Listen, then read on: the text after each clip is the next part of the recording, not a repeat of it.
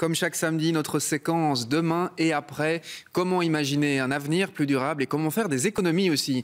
Puisque cette semaine, on s'intéresse à une technologie particulière. Vous pouvez désormais récupérer l'énergie de l'eau chaude utilisée dans une douche ou dans un bain pour alimenter par exemple votre chauffage. Démonstration en images avec Laurent Van de Berg. C'est un rituel chaque matin.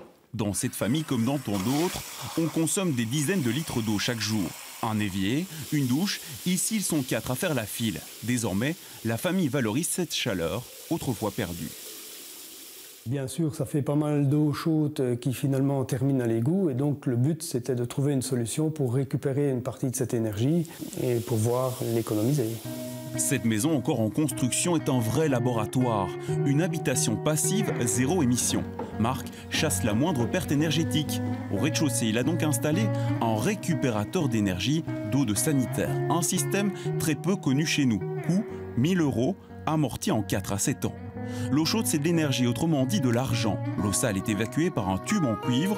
L'eau froide, elle, arrive par ces spirales désormais chauffées. Le transfert thermique a donc lieu. D'une eau de 6 degrés, elle passe désormais à 28 degrés.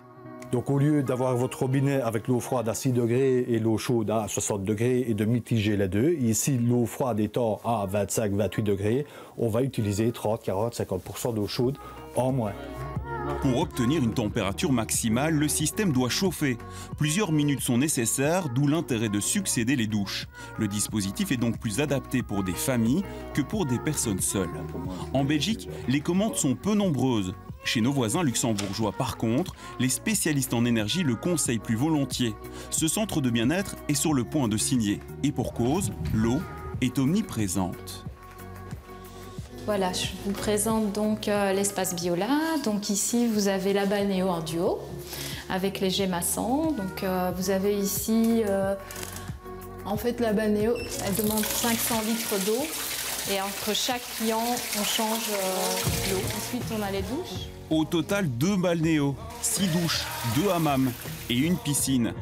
Les litres d'eau chaude non valorisés sont donc très nombreux. De belles économies sont possibles. L'énergie ici, c'est la dépense numéro 1. Au niveau de l'énergie, de l'électricité, de l'eau, du gaz, on en a à peu près pour 20 000 € sur une année.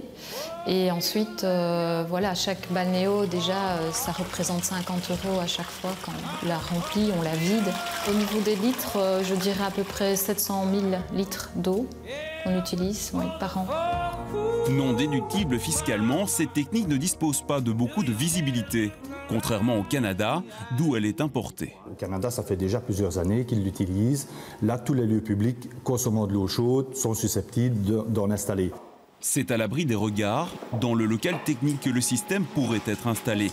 Les calculs de performance promettent d'importantes économies, chez les professionnels comme chez les particuliers.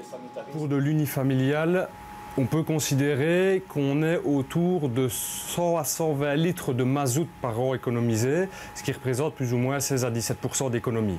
On peut monter jusqu'à 20% en fonction de l'utilisation évidemment des douches, des salles de bain, etc. Quand on passe dans du professionnel, un peu comme dans ce cas-ci, on peut tabler sur 20% au minimum d'économie au niveau de l'utilisation.